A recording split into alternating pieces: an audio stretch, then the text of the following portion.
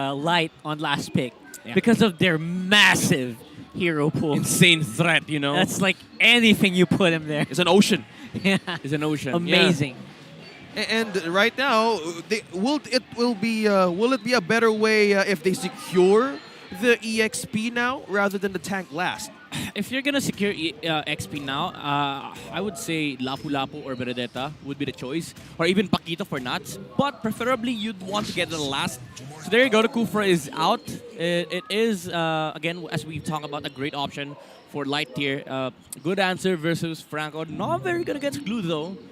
But there is the aspect of TNC just having this insane frontline burst damage. So even if the Kufra is willing to get the vision for RSG and he is willing to die, TNC, they're gonna be happy with that as well. You know, if you're willing to die, okay, we'll take it. You have no trade.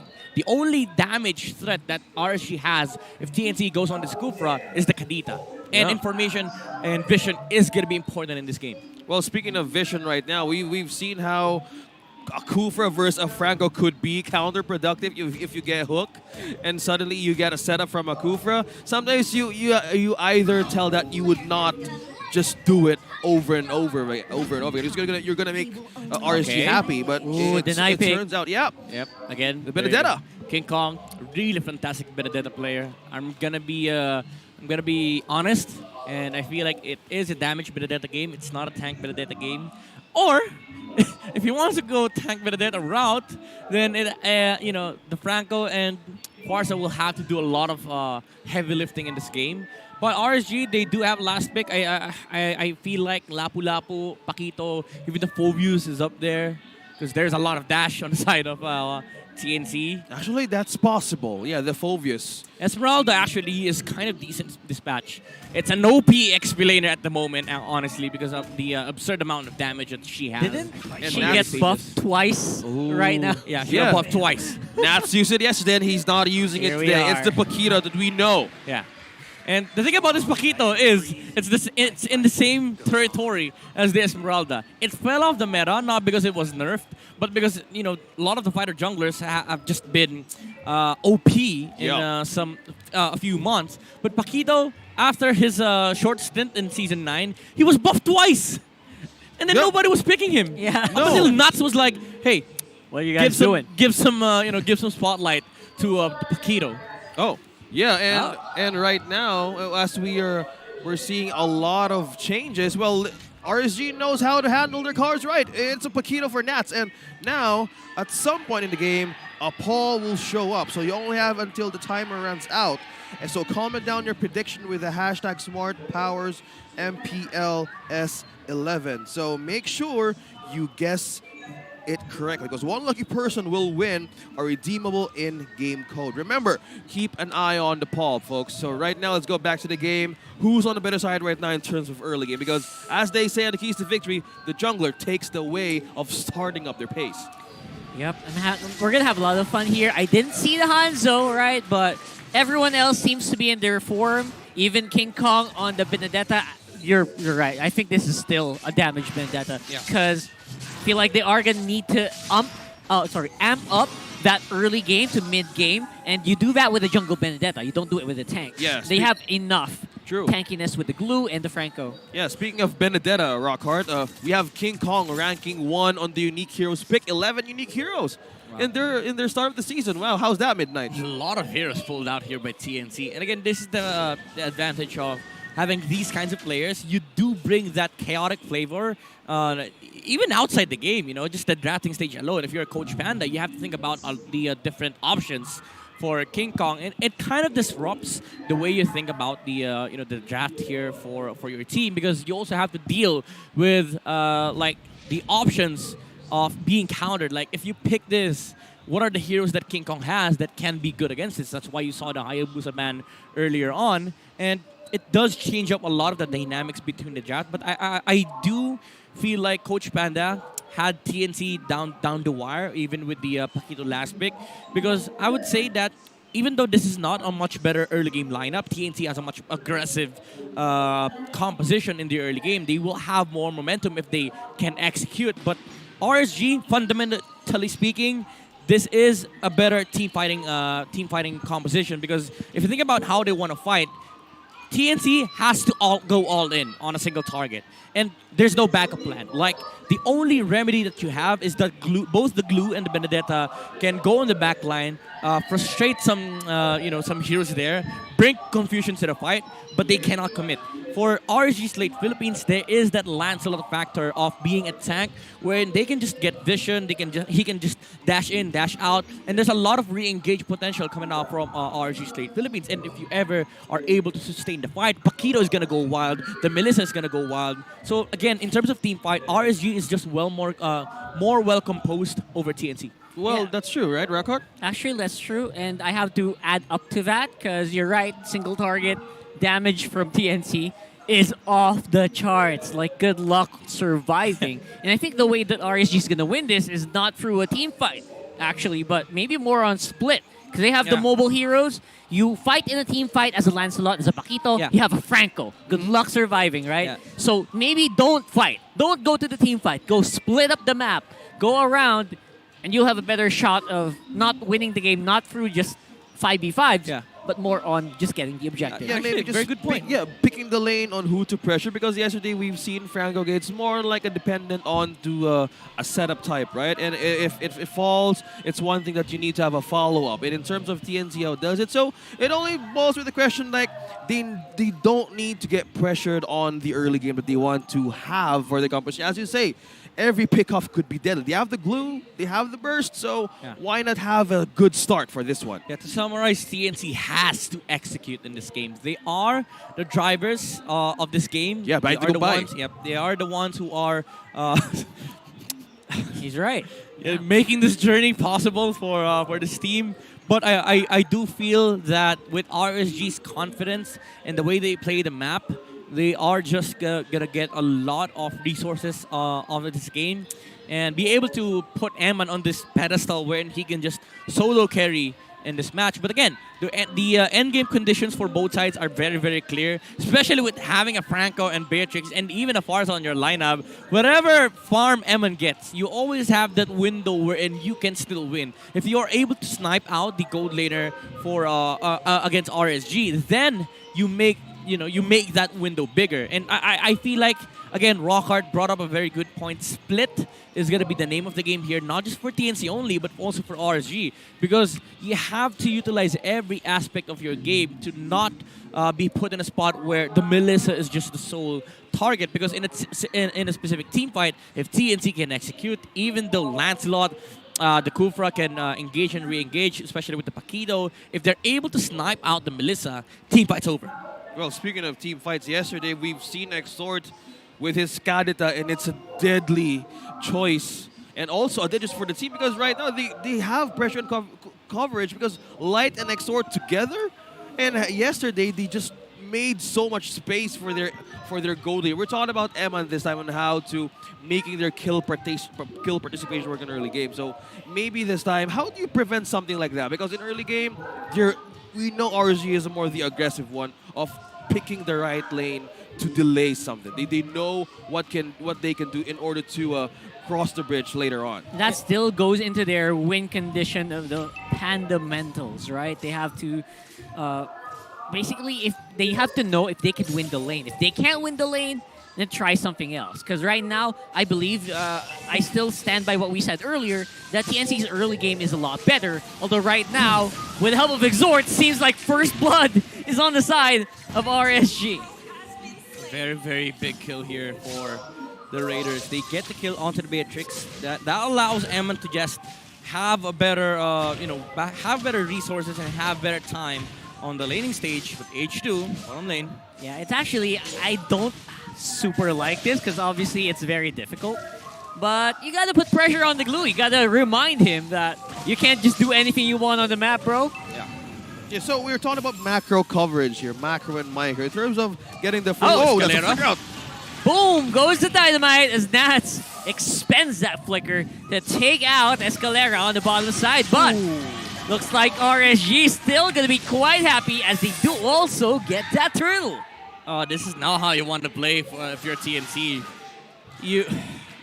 I don't know what Bentings is doing top lane. I mean, I understand that you want to protect your gold laner, but this is not how you want to utilize Franco. They have to play like how RSG used to play when they first met. And Light at that time was just all over the map. You know, he was throwing hooks here and there, you know, everywhere. And RSG, they're not feeling the fact that there is a Franco in the game. That's why they're able to pull out moves like this, because they know for the fact that Bentings has been sitting on the top lane for 2 whole minutes. Okay, this is a question for us that we need to leave on the table, because right now it's Light and Exort doing all the vision, doing all the ganks and pokes, and as we are trying to say here is they need to get more coverage and vision, because TNC right now, as 1 kill has been given to the side of RSG, they would need to have a trade for that, because on how Exort and Light is rotating, they're putting TNC on the wall slowly to not respond to the possible threats later on. Yeah, the other disadvantage of having Bentings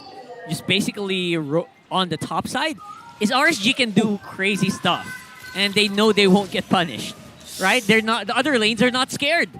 The Franco is just on top. Yeah, RSG, they're happy with this. They're happy with what is happening on the top lane. Both heroes that are sitting near Eman don't get any gold or XP from the minions, even though Bentings does that as well. But there is no sort of pressure for TNC on the map. Like RSG, again, they're happy to just sit with what they have right now. The gold is on their side, and they still have the the better objective securing hero, which is the Lancelot. And H2 was able to get that over King Kong. And if there's nothing happening on the map, we're scaling, you know? Yeah. Oh, off-cam killed it from Nats. Nats, bro, that's exactly what you need to do. But on the other side, Innocent with a kill. Finally, the Franco is paying off. Okay, slow progress up top. TNC has their own way of activating this, but King Kong up against 2 on the second objective. Oh boy, that was very slick and fancy, but in the end, it's still going to be an H2O turtle. Yeah, it's a Lancelot, you know? I have a counter for that. Lancelot on taking objectives. Seal that in. Very potent objective taker, and the hero has been really, really phenomenal here for RSG Slate Philippines. He is going for a rush on the Guardian's helmet. Rip Twilight Armor. Not going to be part of that combination, but again, it doesn't remove the fact that H2 can just do this all over again. You know, get the vision here for RSG, sustain, and get if TNC pokes him, so be it. You know, he can recover the HP back.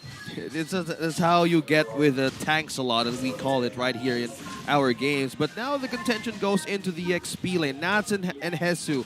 A glue versus a Paquito, I say it's a bit of a back and forth situation in terms of push. But Nats has been winning that lane, bro. Yeah, Hesu has been losing pretty hard, you know? Oh my god. It's not even about Nats winning. Look at that. Hesu has been losing hard. He's flickering out for basically just Exort diving. He's not even using any big battle skills or anything. I say the presence of the Kadita is mostly important in the side of RSG, because you either use resources, burn one out, just how they do it here. 2 versus 1, and then the Hesu is really having a hard time pushing in through it. No damage even for a turret onto Nats. Well, the thing is, you might say that... oh, that's hot. Yeah, okay. Exort's presence, yes, on the bottom lane is a factor for Hesu to be concerned. But he was solo killed with Paquito earlier on. Yeah. That was off cam, so we don't remember quite. But yeah, Nats has been winning over and over again. And I gotta say, TNC, they gotta find a small opening here somewhere, because they can't keep this tempo up. Well, speaking of tempo, that's one thing they need to do. Oh, that's...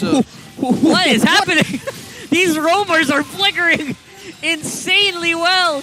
Oh man, but of course at the end, RSG's team play on the top side will enable them to keep things in check. Counter flicker, counter set. No setup for these 2 teams. Third turtle is up. Positioning-wise, H2 has a better view. I mean, as much as the flicker block was nice from Bentings, there was no follow-up damage. Yeah. And Light was able to figure out... Oh, Exort! Oh my god, Exort, obviously that's a Kadita, but man, that was pretty close. Right, Hesu's low. King Kong, what you doing? H2O just singing. King Kong ain't got nothing on me. Yeah, I mean, it's a Lancelot, you know. What could you do?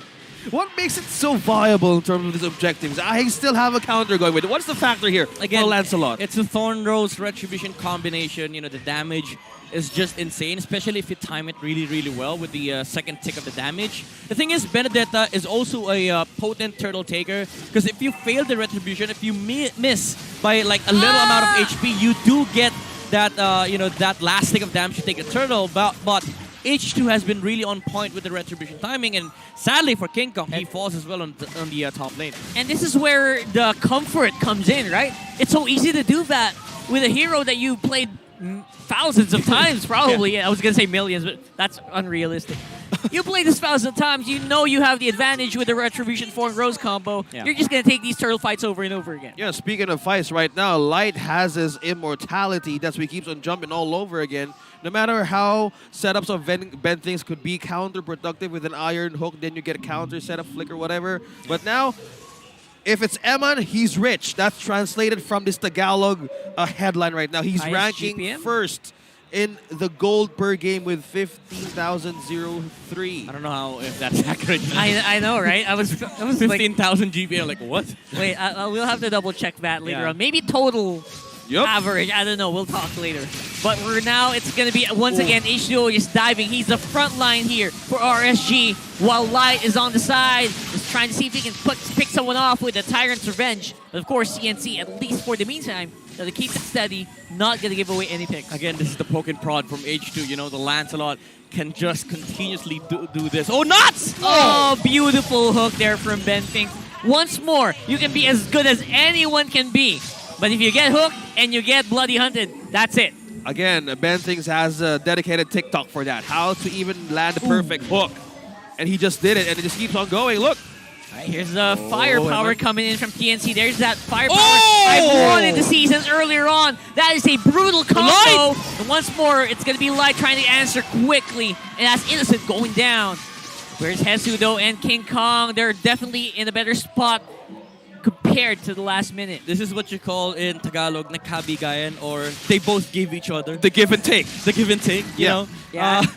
Eman was sniped with the Feathered Airstrike and the Renus Apathy. And Lai was like, okay, I got my own play too. Flicker ulti. As Leo says, it's a wash. It's a wash, yeah. It's usually just a wash when everyone is just even Stevens. No one wants to give away anything. Well, right now, TNC needs resources, and they're letting... RSG is letting the Phoenix Army close. And if they contest this could be a possible danger for TNC. Because right now, they're lacking of the items in terms of the damage to counter back. Yeah, especially since King Kong is on Molten Essence, which means he's... Yeah, he is a tank. Yeah. I'm actually surprised that Light didn't even use Flicker that point. So I guess it was just a short-range jump. I thought he pulled off a Honda Beast there, but it turns out like it was just a normal engagement from Light. And yeah, again, that is the storyline of the team fight. Both teams are eyeing at the the gold lane, especially with TNC having such a long range nuke with the Feathered Airstrike and Renner's Apathy. But Eman, Oh, what a huge fight there. Innocent target priority onto Eman. That's exactly what you need to do as a Beatrix. Oh, Exort could be in trouble. Oh boy, Exort, you're a Kadita. You're very, very slippery, but how long can you dive and dance away from a glue? And of course, obviously the Benedetta. It's actually quite difficult. Now you don't have the ultimate H2O. He's caught between three people from RSG. Sorry, from TNC rather. again, this is the version of the Lancelot wherein you can do that inside. Oh, the hook! Yeah, you can keep doing that once more, though. Nats looks like he's in the better spot. He got hooked, but no bloody hunt means he's not going down. I say the positioning of Exort was a bit of a fail-safe rotation if RSG could wrap around TNC. From some point, maybe the Phoenix Army smelled something wrong in that bush. Really did. I feel like, yeah, slowly but surely, they're going to want to just take this one bush at a time, which is exactly what they're doing. Look at this. Yeah, look at the position, look at the control Nats is of RSG. Is is practicing the punches. he's dancing around. Oh, Light. All right, a little short there, but it's okay. No one saw that. Actually, everyone saw that. Yeah, if that was 2 years ago, the Kufra would have been able to close that gap. Yep. Okay. So there's a space of setup that Light can make, but in terms of this, they're just letting King Kong be the first one to just go near this area. What's CNC's plan here? It's the downside of having a Franco Bentings. There's a call. There's a call for plan. TNC. It is a conceal. There's a conceal. Who's it gonna be? Is it game Do they time, know? or are we gonna get another reset here? I don't think they know. They saw this RSG. They know for the fact that TNC is here. That's why Light positioned away from the bushes because he knows that TNC might just give it to him, give and take. Nats in the back. TNC sees this. H2 is And H2. slowly killing the Lord with the Molten Essence. And he's just burning. Why don't you Just add look a at the normal attack damage, there right? somewhere? Tanks a lot, and look at that That'll just by definitely help. himself. They're just ringing the bell, just waiting for TNC to Who's gonna strike. pull the trigger? Everyone accounted for? But look at the position of Nats. That's what we're trying to find Oh, out. look at Exort that. It's the misses. Petrify. Oh no! Misses on the Petrify. That is huge. And now that might be a trigger for TNC to go for it. Lord is very low. There goes Muddles. Is already used up by Eman. Looking for the snipe here. Innocent. King Kong gets the Lord. Fight is ongoing, and Benfings will fall. At least a small answer there for RSG. That was a long dance Yeah. for a small amount of money. That small window where Ben Things was able to zone H2 away, and Reiner's apathy plus Electo final blow into Retribution secured the Lord here for TNT. Even though H2 managed to pull off the Thorn Rose, the timing was not right. And it was because of the pressure that TNC brought in during that engagement, and RSG, they ended up losing that Lord to TNT. And That's a just direct like that, answer, right? Direct answer to the Thorn Rose Retry. right there, they have a push. TNC has a window here. Okay, a great way of melting down the Lord, but Light catches one. Find Escalera. Purify is used, so they didn't take out the Farsa at the very least. Yeah, I don't even think that was a Luminous Lord. I think it was the level 1 Lord. Yeah, it was. Yeah. It was just The normal Lord. Yeah, it was just delayed by RSG by a huge window, and it didn't even get to evolve. But that, we are seeing progress for TNC. Look at that. The goal is slightly climbing up for the Phoenix Army. How's the damage right now of Innocent? We are on level 14 Beatrix versus a level 14. We have the Melissa. How's the items right now? Well, again, Eman will suffer a lot in this game because of the long-range nukes coming out from both sides. Oh, Light! Long range. The answer for RSG is to just dive right in. They're hunting down TNC members, and that's H2O who is leading the charge. 3 for none. TNC just slightly blinked and they fall down from that attack. Yeah.